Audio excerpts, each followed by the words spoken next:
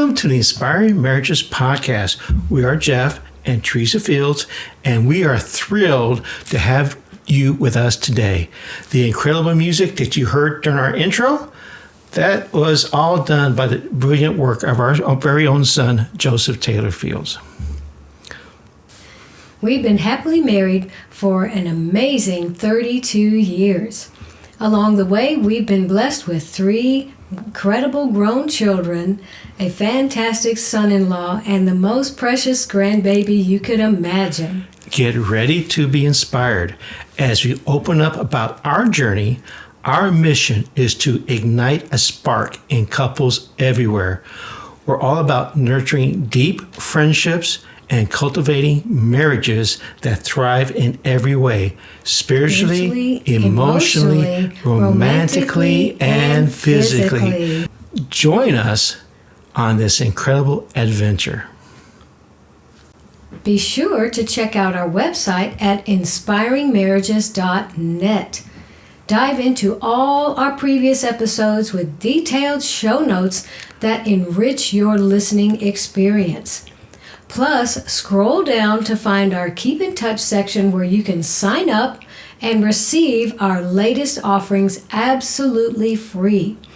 Don't miss out on the inspiration. Visit us today. Jeff, this week we're going to talk again about how a wife can invest in her husband in the area of physical affection. Ephesians 5:2 in the ESV says, "And walk in love as Christ loved us and gave himself up for us, a fragrant offering and sacrifice to God." Teresa, I love that it is a walk of love. Mm-hmm. It is, as husband and wife walk hand in hand, is a walk of love. That is so true. I love that. And the Amplified Classic says, walk in love, esteeming and delighting in one another as Christ loved us and gave himself up for us. That is so important because it was sacrificial. Everything that Jesus did was sacrificial, and he was giving such an example to husbands and to wives that this walk of love is selfless, as we said last week, and it is where you are able to esteem the other person more than yourself. You know, Philippians 2 says that we put the needs of others ahead of ourselves. That is humility, the way that Christ demonstrated it. Right, that's so good. And Christ is our ultimate example of walking in love. Yes, he and is. Sacrificing, of course, the greatest sacrifice in the history of time is Jesus sacrificed for us. And so that is our example of walking selflessly towards each other. Yes, that is so, so true. Praise the Lord. And Ephesians 5:21, Amplified Classic says, "Be subject to one another out of reverence of Christ, the Messiah, the Anointed One." I love that verse. And that's what we do in the body of Christ, but the model for the church is the same model for the family. You know, Jesus is the head and the church is his bride, but in the marriage, men love their wives as Christ loved the church, and women submit themselves to their husbands.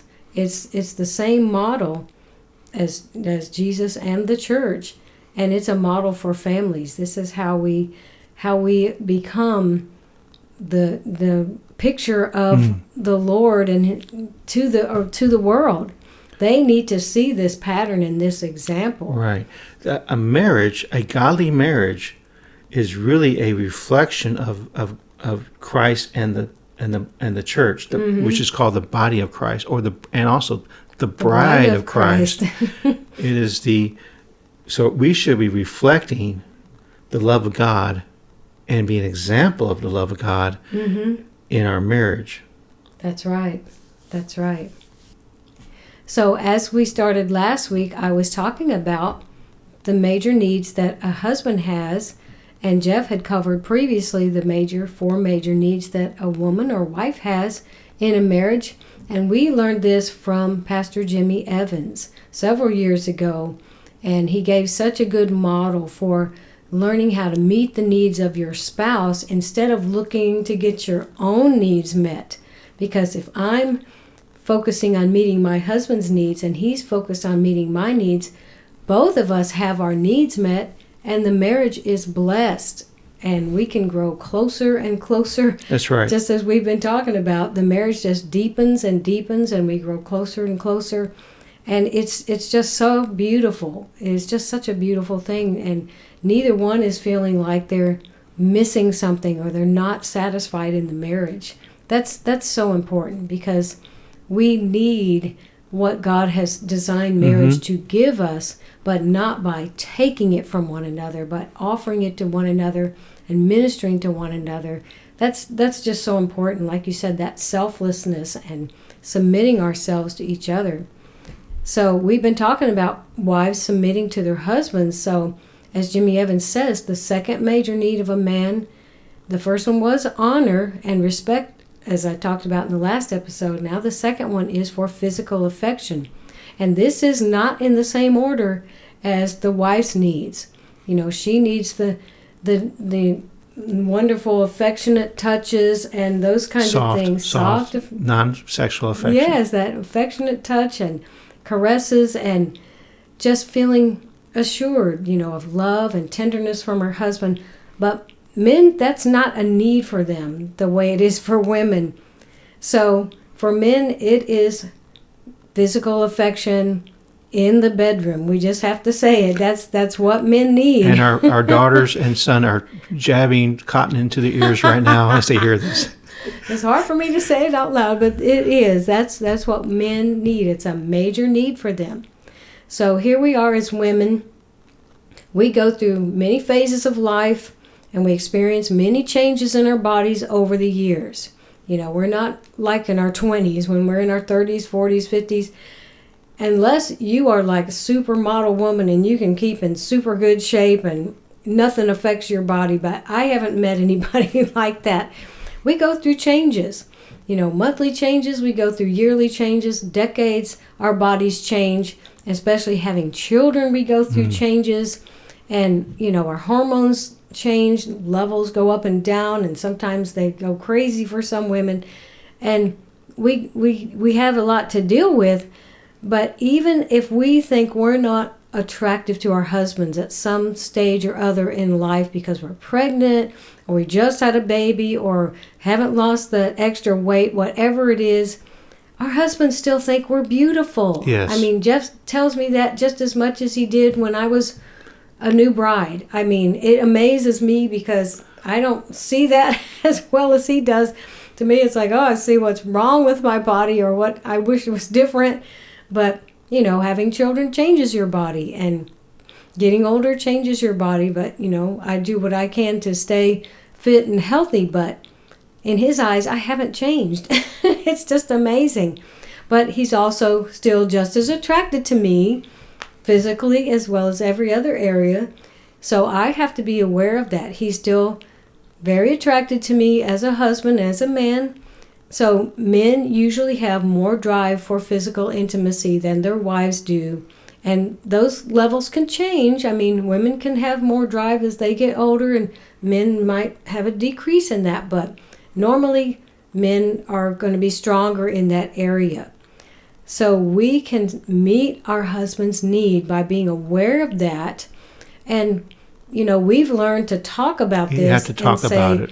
We know that we need regular time together. We need regular time with physical affection, everything included. And that is something that you work out together, how many times a week or how many times a month. Everybody is different. You can't take someone's model and say, well, they're doing something every day. How come we're not doing that? I don't think I'm up to that myself. A couple of days in a row is a lot for me, but I know that is a need for Jeff. So I want to be submitted to saying, okay, we're going to work this out together and have a time when we know we're going to get together and enjoy one another physically And it's so important for the marriage. I've heard so many people in, under Jimmy Evans' ministry and people in exo marriage, it's like glue that sticks your marriage together. I mean, we are, of course, one flesh. We're one heart and one mind in God's eyes. We've been made one spirit together, but we still need that physical intimacy to keep our marriage close. It's so important. Right, and there's chemicals released in your bodies, healing chemicals that are released in your body when you're physically intimate. That's right. That you don't get, that doesn't occur any other time. So it's important for your health, and it's important for your marriage relationship. And let me assure the wives, your husband is not a freak. He's not strange. Right. You didn't marry a sex fiend because he is attracted to you. Right. And that's right. That part of your relationship is so unique. It's not shared with anyone else. Right. It is private and exclusive. It's the most exclusive part of your relationship. You can get honor from other people and the other friendship from other people, but this part is exclusive. It doesn't come from anyone else. That's right. So about 20 to 25% of marriages, the wife has more drive, but the other 75 to 80% of marriages, the husband has more drive. So like you said, it takes communication and talking about it. That's right. And to make sure that everything's out in the open and you can talk about it.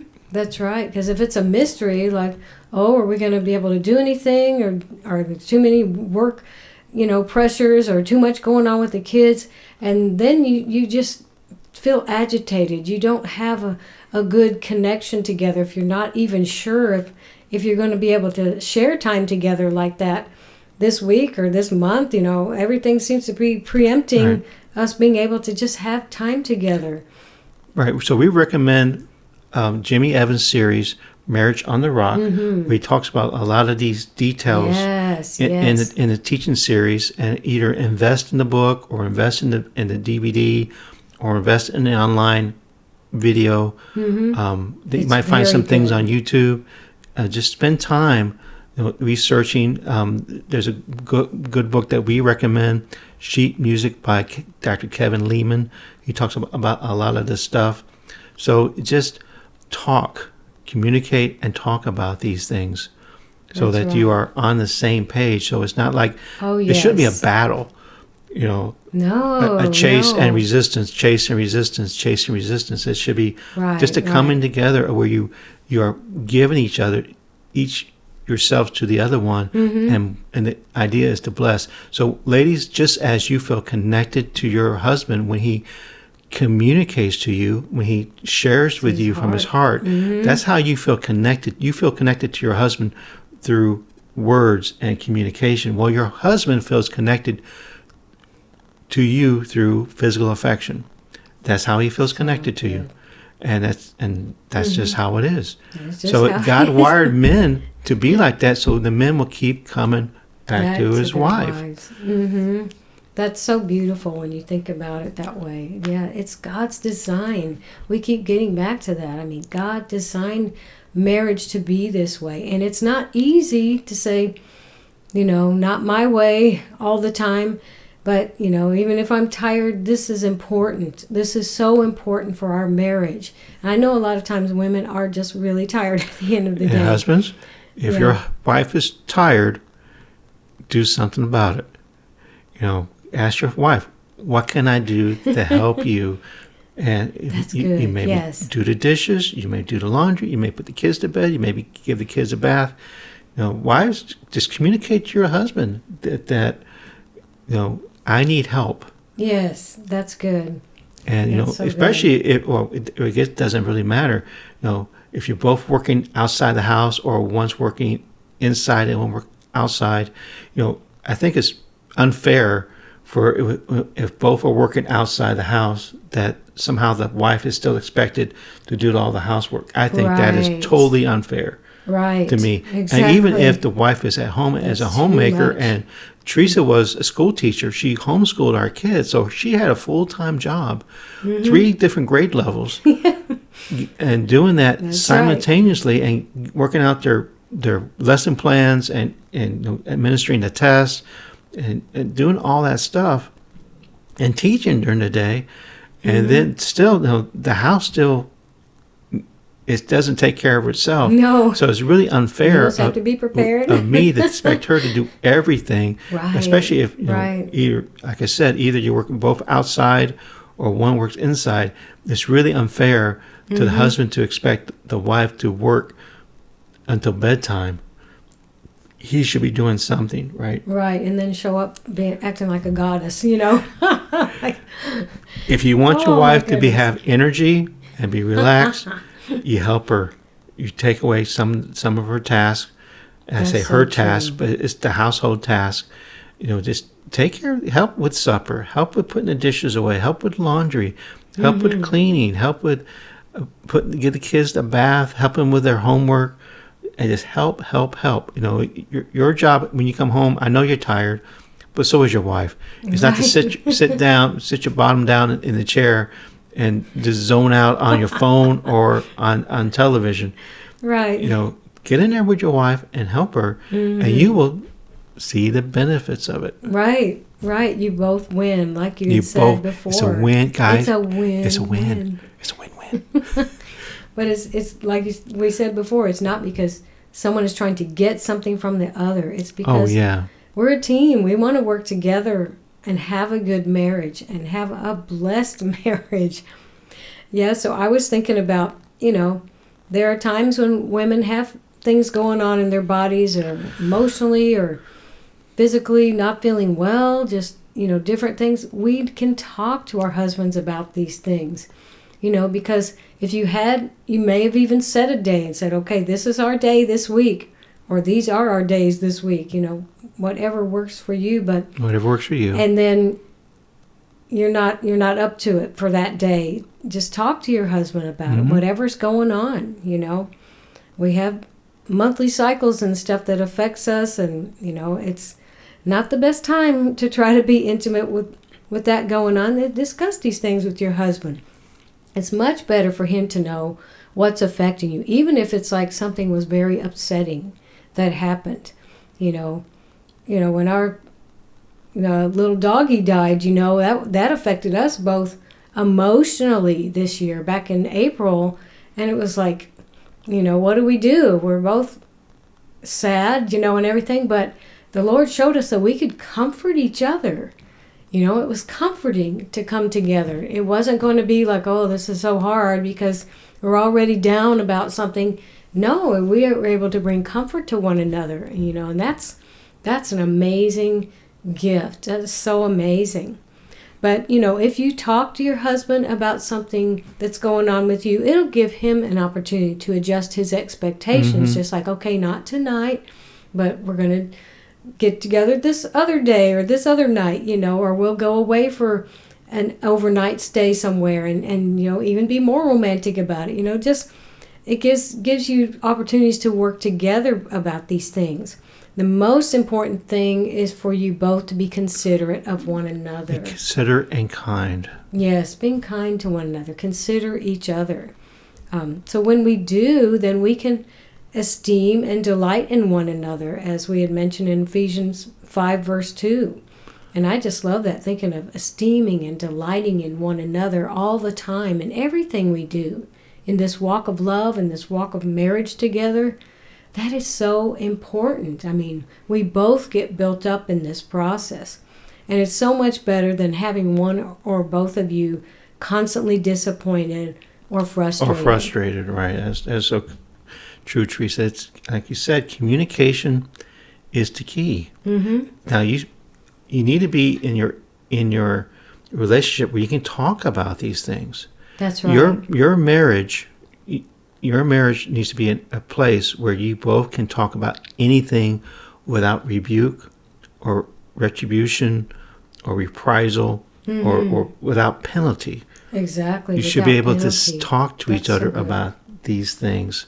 And wife, you need to let your husband know when something's going on. that's affecting you. Maybe, like we talked about before, a husband's brain or man's brain is so compartmentalized. It's just different areas. And they don't touch. It's not affected by other areas. But a wife's brain, and I'm saying this as something lower. I'm just amazed at it. A wife is everything connects to each other. Everything's connected. And when I say wives are emotional, I'm not demeaning wives. It's just, you are. And it's not something bad. It's something good. Husbands, you should be happy your wife is emotional. That's right. Why she loves you, and she was happy to marry you. So, but something may have happened that day or that week that affected your wife, and it affects her desire to be physically intimate. But you need to talk about that. Maybe she got bad news, a relative or a friend, or something sad happened, or something happened with the kids in school, or it just affects her, but you need to talk about it, and to be open and honest communication, and that's right, and that just helps. It does. It helps so much, and it may be that it'll just can help you to pray together more because you're talking about these things. Okay, well let's pray about this, and let's just take this to the Lord together, and like you said, that way you're lightening a load right there, even if it was just emotional or a stress issue. Yeah, and when I say emotional, I don't mean it's not important, right? Oh, exactly. Right. Yes. Oh, that's just emotional. Don't demean your wife that way. You should be very happy that she's emotional, or she's more in tune with her emotions than you are. You're emotional. You're just not in tune with your emotions as your wife is. That's so true. That is so good. So being in agreement, I think, is kind of what we're really talking about the most in this area. Right. You could talk about it. And if you need to put it on your calendar and have code words, right, that's fine too. You can put it on your calendar, and you can have code words for special nights or whatever you want to call it, and just have it on your calendar. That's right. And just so that you can prepare. And if something comes up, that's fine too. You can just knowing that your wives, if your husband know that you're thinking about it and that you're willing to participate, he'll adjust, and he won't become frustrated if you guys talk about it. Right. Yes, it's so much better than when we just didn't plan like that. Just say, okay, regular time is important, and let's plan what day we want this to happen. So before, it was kind of frustrating. Well, we get the idea that physical affection that's spontaneous is better. Right, but it's not. I know. You learn that you're not always going to be spontaneous in that way. It's okay to plan something. It doesn't mean it's less romantic or, less attractive to each other or anything. Actually, I think the planning is even more fun because you can start thinking about, what can we do to make this night special, you know? And that's a lot of fun. That is a lot of fun. Mm-hmm. Exciting news. You can catch our audio podcast on Apple Podcasts, Spotify, and Amazon Podcasts. We would love to hear your thoughts. So please leave us a review. Do you prefer watching?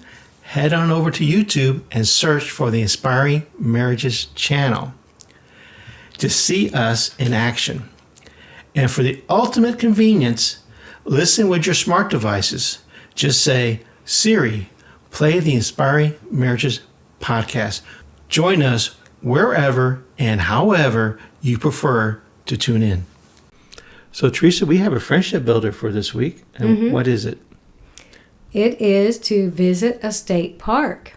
And if you don't know, there are a lot of states that have amazing state parks that can be free or maybe just a few dollars to enter and go stay the whole day. You can even picnic if you want to, or you can drive around and see scenery.